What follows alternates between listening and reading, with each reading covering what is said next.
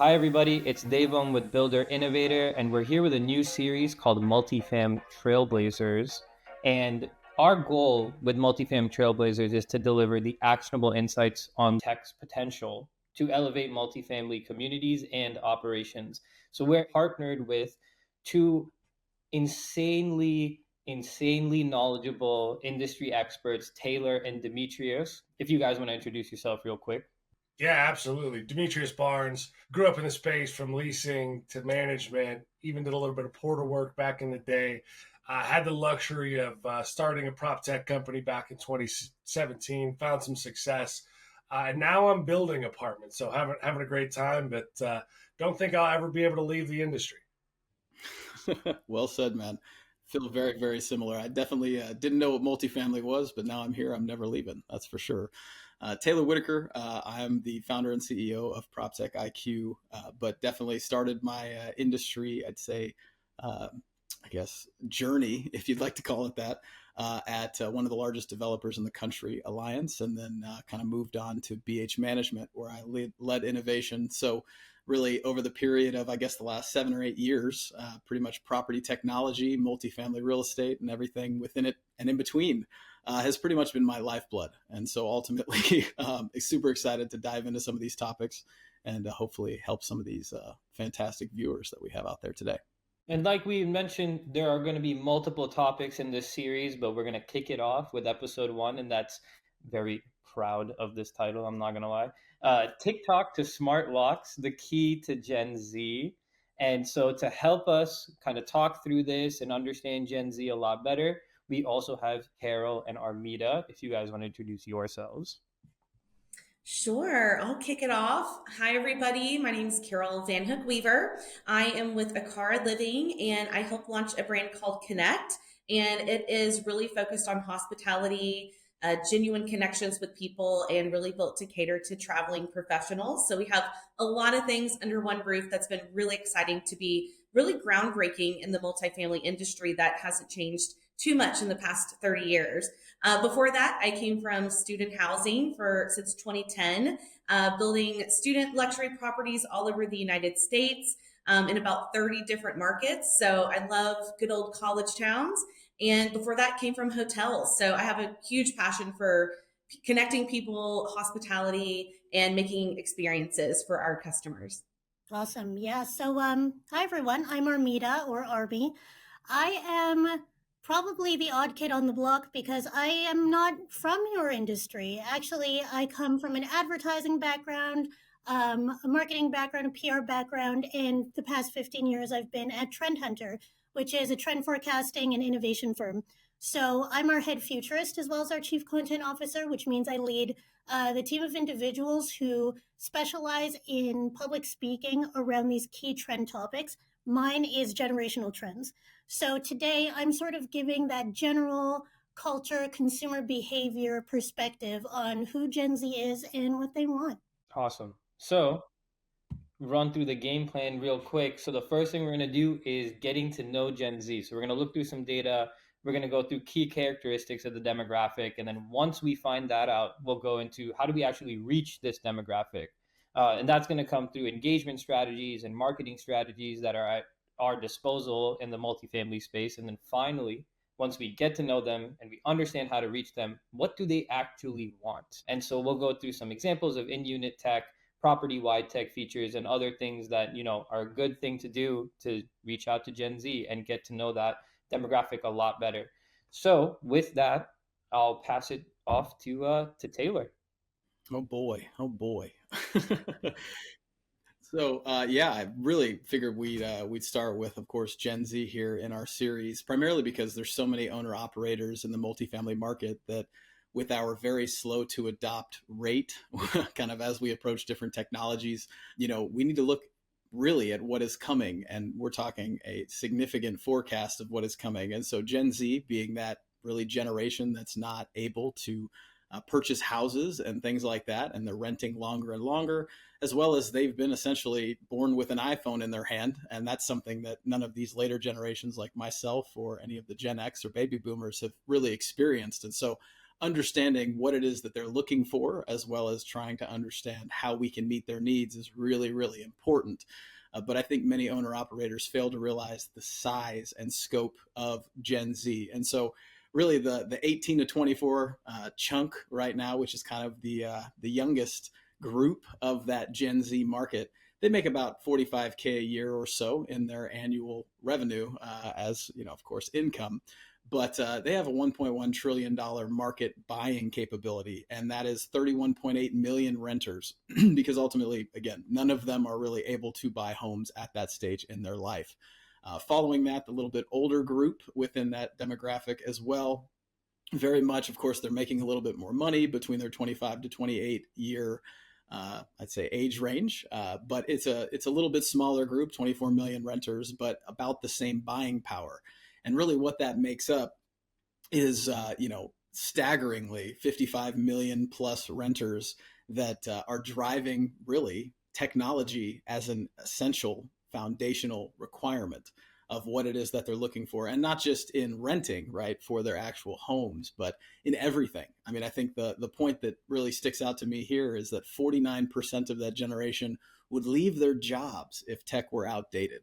I mean, that's pretty telling, in my opinion, just because, like, I've never, as a millennial, and even though I'm on the younger end of that, I've never started a job and them not have a technology that I would consider leaving for, right? So that's a pretty big tell that if they get in the door and they can't even do their job from an expectation perspective, it's something you should take seriously. But it is a pretty substantial chunk of the current workforce that's really in the marketplace today. And so I'd love for Armida to talk a little bit about really kind of their skill set as well as their attitude in how they're approaching these different trends of living, as well as, of course, working in the modern environment. Yeah, for sure. Thank you, Taylor. I mean, you hit the nail on the head, right? It's the idea that technology is a necessity for this generation.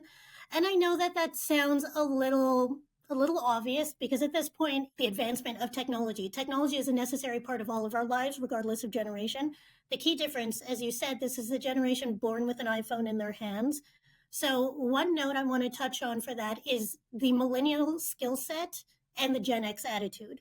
So when I say millennial skill set, and I don't want to be a betrayer to my own generation, but what I mean is that millennials, I am one, a cliche millennial. Actually, if you follow me on Instagram, you'll know what I'm talking about. The millennial is known for really understanding how to navigate the world with social media, specifically how to kind of market themselves. Millennials are the inventors of the term personal brand, right? This concept that we should all think about ourselves as a brand and think about the way that we communicate who we are in the online space as a form of marketing. Gen Z knows how to do that, but they don't take it as seriously as millennials do. That's the key difference. So they have the know-how, but what they have is that Gen X attitude where technology isn't something to be overthought. It's just another tool in your potential success. But that's why it's necessary, right? That's why it needs to be a part of everything from the workplace to the home. And it's also part of the reason why this is the generation that is not only now the largest and the most digital, but is, they have the loudest voice. They are the most influential. Not gonna lie, as a millennial and as a trend forecaster, it terrifies me a little bit personally. But it also gives me some hope, because I think if this generation with this much power, this much representation in the workplace is kind of pushing this idea of better technologies in more places, then that only makes for a better world for all of us, as far as I'm concerned. Seeing my nieces and nephew that are in college now, and as an elder millennial, I'm like, oh, let's get that on camera. Let's take a picture of that. And they're just kind of like, they'll post on their Instagram like once a month, or just big things. And I'm like, why didn't you put that on there? And so, seeing their parents that are, in the Gen X and before that, yeah, they're nonchalant about it too. That's just like, oh, they'll post, right, every now and then. So I totally get that. So I love that you summed it up with that attitude and skill set. Your anecdote about your nieces and your nephews is perfect for this. The millennial generation was kind of trained to think of their online identity as something separate from who they are in their real lives. You know what I mean? Like, there's this millennial kind of push to think of ourselves in the third person. Like, what's my Instagram self going to post in their story today? But Gen Z doesn't think about it. They are who they are virtually and in person, which sounds so nice for them. But that's also why, as far as they're concerned, technology is just a natural part of life. It's not something to be overthought or overplayed. It just should be in everything. But it's a little scary because it means that the expectation, the base level expectation, is good technology. So the TLDR of everything that we kind of talked about are too long, didn't read, or long story short. This is my Gen Z coming out to make sure we know and we're up with the Love a terms. good acronym. Yeah, is again, Gen Z is highly skilled and influential, and tech is the expectation. So now that we know that, how do we actually reach Gen Z? So Carroll, why don't you take it away? Coming over to help launch the Connect brand in 2019, we know that we are attracting this Gen Z demographic as well as traveling professionals, which range from all different generations. But it's really about that person that wants the on-demand ease of information, tech-forward savvy people, city dwellers that are used to the hustle and bustle. So with Gen Z coming up with already using this technology, this fits right into our brand. So first of all, we want to start with innovation. And for me, I'd like to start with the SXO, which is that search experience optimization. They're first going to be finding your brand online. So if you don't have awesome videos, lots of explainer videos, tutorials, maintenance inside your apartments leads to a big decision buying power. If you have horrible reviews about your maintenance online, that is going to affect Gen Zs. They don't want people entering their apartments. They're very private people, but social. So if you have innovation by your online experience from the get-go, that's going to attract those Gen Zs much quicker and help that decision making of making you stand out from your competitors. And then hospitality. This is just embedded in the person I am. That's my love language. So we really like to create those experiences and have little moments when you move in or around the property of how our properties are built. We'd like to have connecting spaces. So we really like to bring that hospitality and just have a little something extra that doesn't always cost extra money. It could be a handwritten note when we overhear someone's sick, or they get a new pet and we send them a handwritten note with a dog leash, little things like that we like to provide. And then reaching Gen Z, it's all about community. And in my brand, Connect, I know it's really cheesy and cliche, but in multifamily, we love to be a little cheesy. That's fine. With our taglines and our renewal strategies. So I'm definitely a cheesy person, but we like to bring people together, and we have a huge event department that actually curates intentional events every month and weekly. And, Gen Zs are health conscious. They're fitness focused as well. And it's the most, I think, health conscious generation that we have growing up. Our events are intentionally community oriented where people can learn things. So I hope that kind of gives you some ideas of how to innovate, provide hospitality and community to attract those Gen Zs. Well, real quick, Carol, I just want to say I love that now I know that your love language is the reason why you show up with free meeting drinks every time we speak on panel together. Oh my gosh, are we going to talk about that? Yes. That's our bourbon tasting on the morning panels with Builder Innovator. I love it. That's right. So, driving these experiences. So we always want to give the information online. This has been my big platform this year. I know the teams have been keeping up with me, but we like to have these maintenance videos. And I really got this idea from Christy Fickert with Curie, because she did all these different polls, all these different panels. And I was just absorbing this information that why aren't we focusing more top of funnel for maintenance? Bringing your community with this tech experience and taking that time to make these 30-second videos. And then all of a sudden you're building a library of videos, and then somebody comes down. It's like, how do I set my GFI? It's like, what's a GFI? Oh, guess what? We have a video on that. And then we like to check in with renters. I think reaching Gen Z and sometimes communities, we forget about communication sometimes. And if you can have at least, I would say 4 different touch points to check in with your renters all the time with those automated polls, automated surveys. And what I really like is our modern message polling. And it's so quick and easy to get up a quick poll. And I can't tell you, we kind of live and die by this because we do a package delivery service. So we actually did a huge study at all of our properties of when people want to get their packages. And we found out it was from like 3 to 6 p.m., but not after 7 p.m. So we're able to cater to the residents that way. And then getting maintenance involved. You guys are going to hear me say this a lot, because having your maintenance team that are talking to your customers and residents every day is so huge. Good maintenance leads to good retention, right? So for me, maintenance goes hand in hand with leasing and marketing. And so having little QR codes they can leave behind, or a little note that you can print off cheaply from like Vistaprint or something.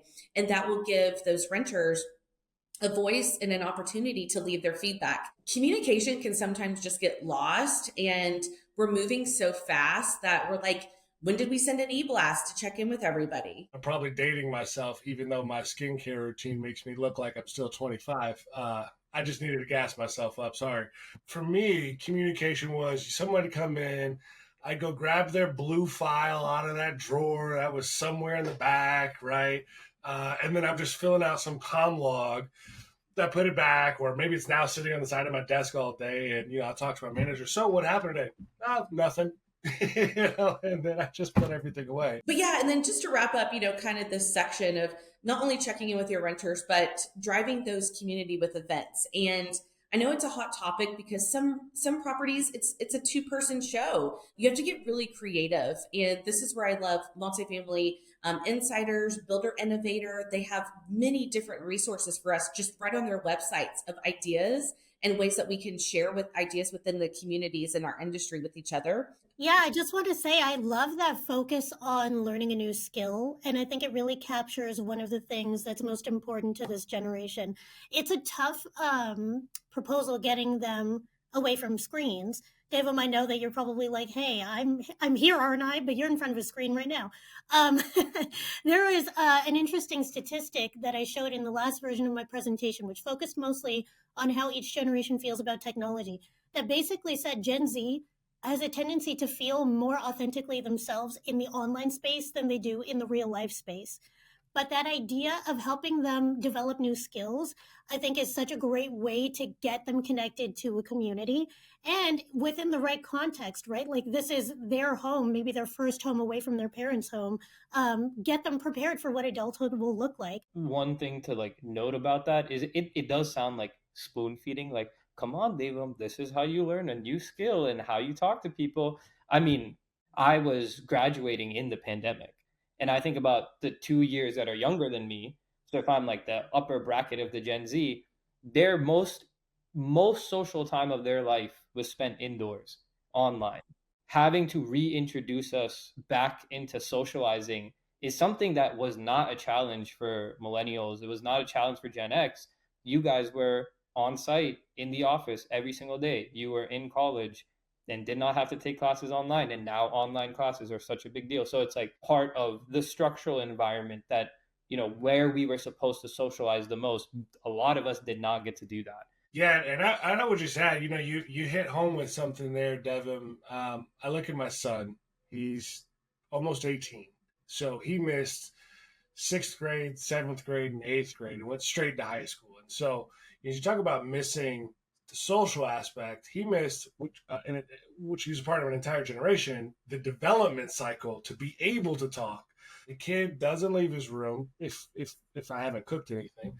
And he probably struggles, going to some sort of, event where he doesn't know anybody. But if I take a look at his TikTok or his Instagram, the kid probably has like 25,000 followers, right? So, it's pretty wild when you think about, hey, unable to socialize, in an unforeseen area versus being so ingrained with the phone or the technology or the services that he's operating in that you probably think he'd be the most popular kid in school.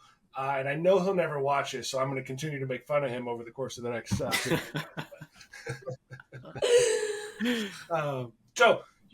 to that end, it really starts to think about, well, what do Gen Z want, right? And then I go back to my son and I think about, I was doing some home remodeling and I had to disconnect his Ethernet to his computer. And I said, dude, just use Wi-Fi. Well, Dad, I don't have 700 megabits down so that I can play Fortnite to do the thing that I'm doing. Just a call out to this requirement for high-speed internet. I mean, well beyond what I think any of us would deal with. I think, at a drop of a hat, we could just pull out our phone, do a quick hotspot, and we're fine. Turn off our video. No big deal. So internet, absolutely huge. This one's personal for me. My house, as probably one of the R&D houses for a well-known multifamily smart tech company, has been using tech, since my son was maybe 10. I think the first time I gave him a key to the back door, he was like, Dad, when are you going to put a smart lock on this? Because I just need to use my code. That's all I remember. I don't even carry keys anymore, right? So again, smart building technology, they're ingrained with it. Their phone is typically the way they're getting in and out of things, how they're controlling things. And I think this last piece is not just a Gen Z piece. I think it's a human piece, but Gen Z are really exacerbating this. But my son tells me all the time, I'm not downloading that app. I'm not downloading this app. I don't want all this stuff on my phone. I don't want to use these different products. I don't want all this. And so I think all of the technology that exists, I've got someone that I'm looking at it who is the epitome, of this age bracket. And he's saying, I don't even want to use it. So I then start to think about these multifamily builders, these operators who, have been inundated with so many different solutions. What have you rolled out, and are you now deterring this generation because you have so many different products? So hot take there, I'm sure. So Taylor, as a guy who helps people decide, what prop tech to use, what's some of your take on this? And Carroll, I'm really curious on your take, and Armida, of course, you're as the generational studiist, I love your take as well. So yeah, there is definitely app fatigue. Most residents have at this point, especially the I'd say the millennial generation and the Gen Xers that have been living in rentals for a while. And at one point, I think I was living in an MAA community in Phoenix, and I had an access control app. I had my rental payment app and maintenance app. I had a control for IoT that was completely separate.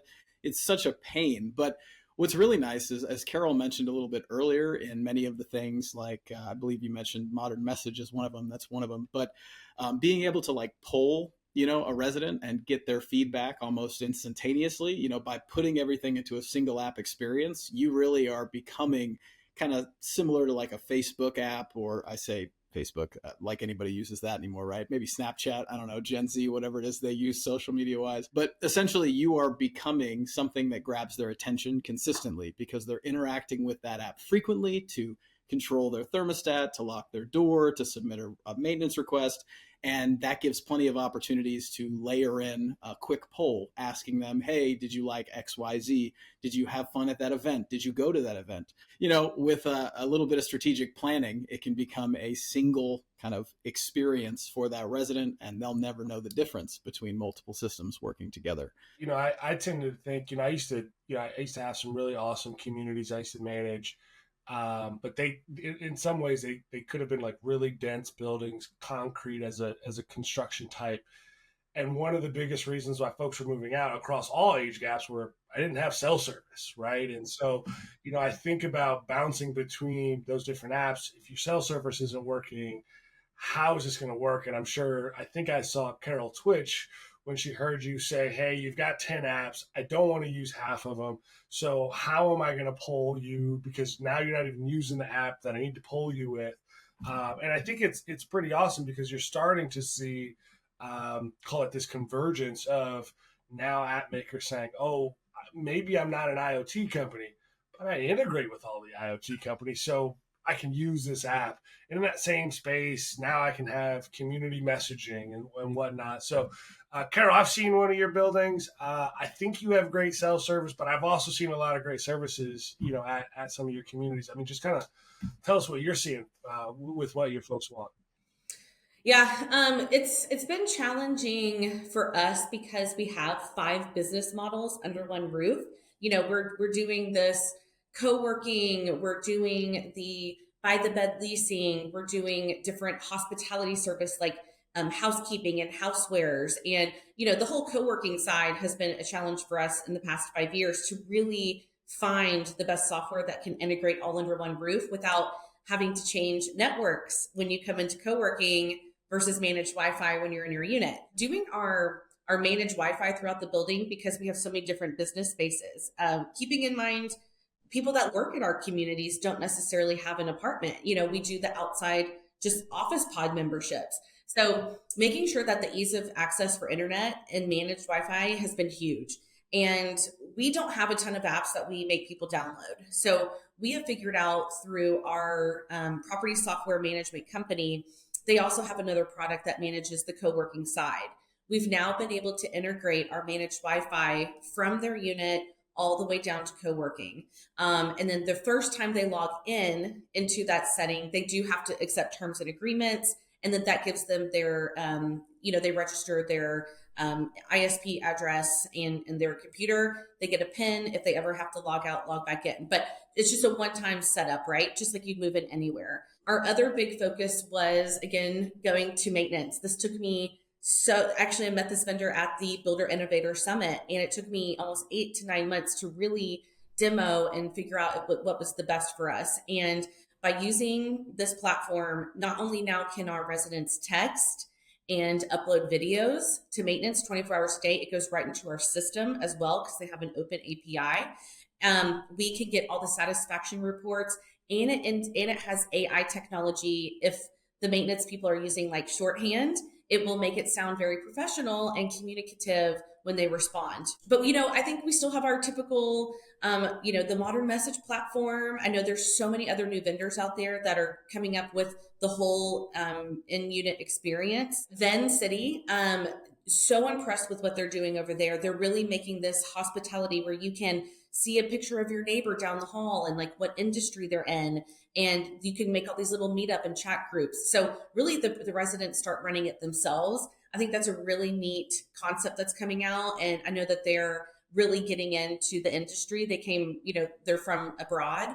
So they really have some cool technology they're doing. Can I add something in there? Because, and again, the disclaimer I keep making, I'm not in this industry. However, at Trend Hunter, we have these professional trend research products. And over the last, 3 years, the top 5 topics have been AI, AI, AI, AI, and AI. It's all of our clients across all industries want to talk about.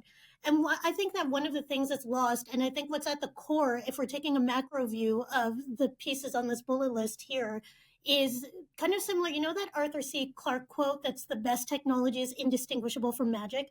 It's the idea that your average person doesn't actually want to see the wires behind the curtain, right? It's about seamlessness. It's about knowing that the technology will be easy to use and it almost should be invisible. And so what I'm seeing here is like a push and pull that we're seeing cross generation, but especially with Gen Z, is this kind of pull for more advanced technology, but this push back against technology that is increasingly complex. One thing that we get wrong is for technology to be better, it needs to be more flashy. It needs to have more bells and whistles. That's not necessarily true. So Carroll, when you say, the use of AI to make things more simplistic, that's exactly what, I think people are asking for, even if they don't know that that's what they're asking for. A single app experience, really, that's just consolidation, right? Like smart building technologies, that's just like, if you can make it feel like magic, if you can make it feel like, at Disney World, it's very against the rules for you to be able to tell, like, if a princess is out of character, she's fired, you know what I mean? Like, that's how the technology should feel. And high-speed internet access, that's there to enable the whole thing. So it's seamlessness, like, don't show me the machinery, just make the machine good. This has been really insightful. This was a really, really great discussion, and I'm sure that there are going to be a lot more great discussions with this series. If you want to get anyone else's information on this panel, I'll have it up on the screen. And again, thank you guys so much for being a part of this, and we'll see you in the next one.